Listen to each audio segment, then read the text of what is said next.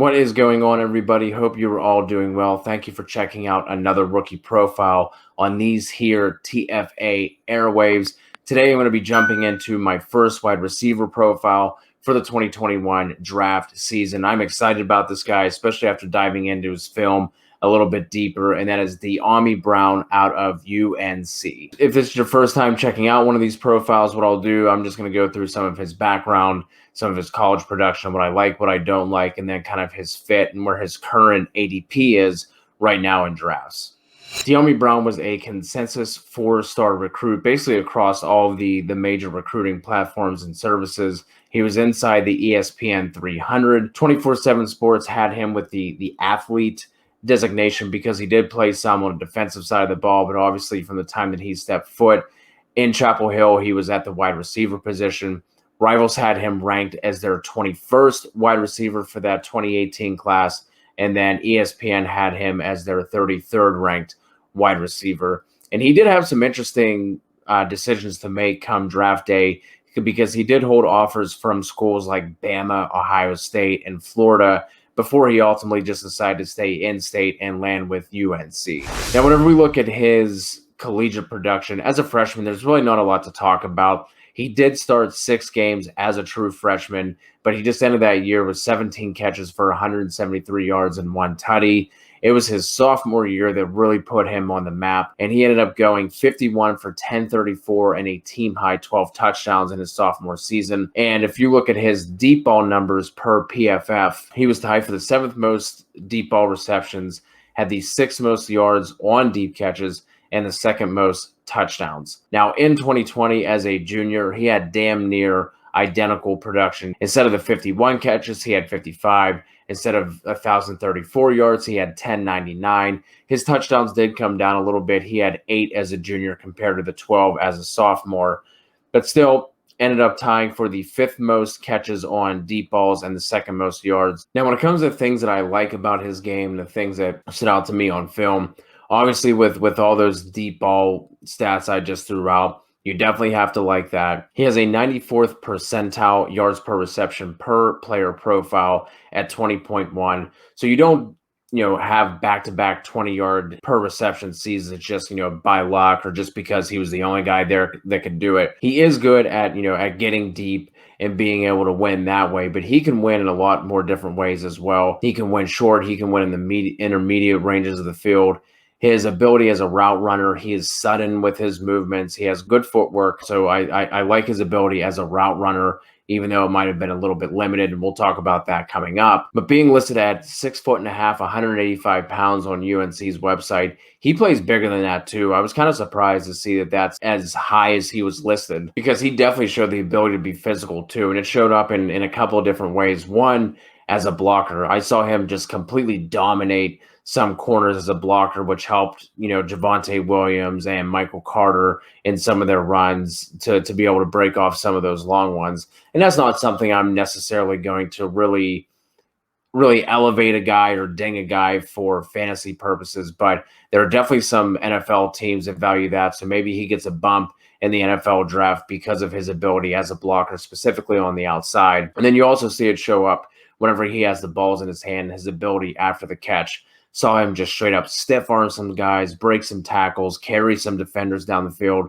for some extra yards as well. So that's another facet to his game that I really like, is he's dynamic in the open field, with his ability just as an athlete, and then his ability to break some tackles and to gain some extra yards that way as well. So he's not just like a finesse deep ball kind of receiver. And he also shows some nuances with his route runnings. He's able to diagnose and mentally process zone coverages, which is a big thing that might not seem like that big of a deal, but not every receiver that comes out of a collegiate program knows when to sit down, knows where to find those soft spot in zones. Dyami Brown can do that. You see him manipulate his speed throughout his route stems, especially whenever he's running go routes, which is able to manipulate the defender to kind of get that extra step on him because they think he's running at full speed. And then he has another gear that he hits that just really opens up everything for him over the top. Those little details in his route running that make me believe that he can progress,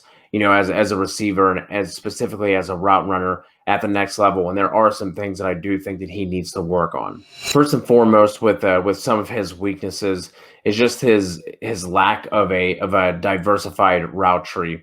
And it's not a case of I think that he is not able to do it, because obviously, I was talking about, I do think he has the ability to expand and the nuances that he shows. But I just think he wasn't asked to do much else at UNC. Whenever you watch him, it's a lot of vertical routes, and then just some crossers, some shallow stuff, some slants, and some comebacks, and really that was about it. But the majority of what he was tasked with in that offense was just getting deep. I think it's just a case of that, they just didn't ask him to do much else because he was so good at doing what he did at UNC. But I would like to see him expand upon that route tree. The other thing is with his route running is his releases at the line of scrimmage. Something that's just going to help him be able to get open a little bit more.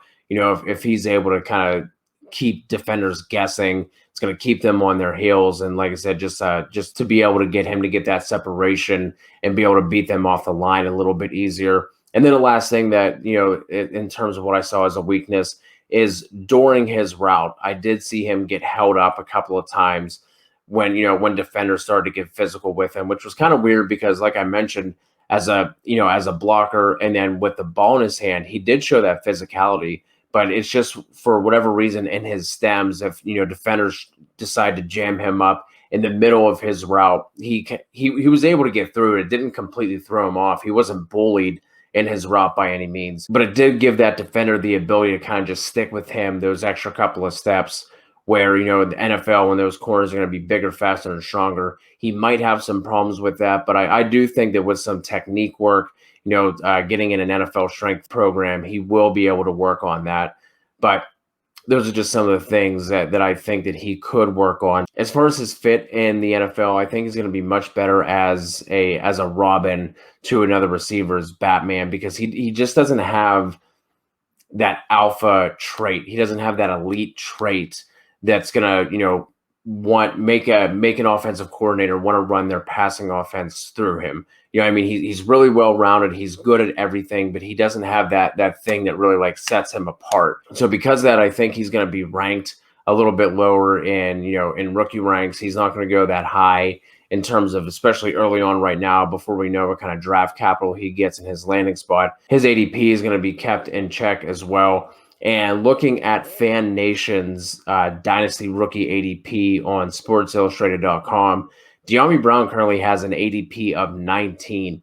So he's going toward the end of the second round in one quarterback league. So in your Superflex leagues, he might get pushed to, that 24-25 spot. And again, depending on what happens with his draft capital and his landing spot in the NFL, that's going to change some things too. But I don't think he's just going to completely vault up boards, and he's currently going as the wide receiver 11. So if he sticks around in that spot, I'm going to love that. I'm going to gobble up a lot of Dyami Brown. I'm going to have him on a bunch of teams if that's where his value sticks. And, I'm kind of hoping it does at this point because I really do like him. Appreciate you guys checking this out.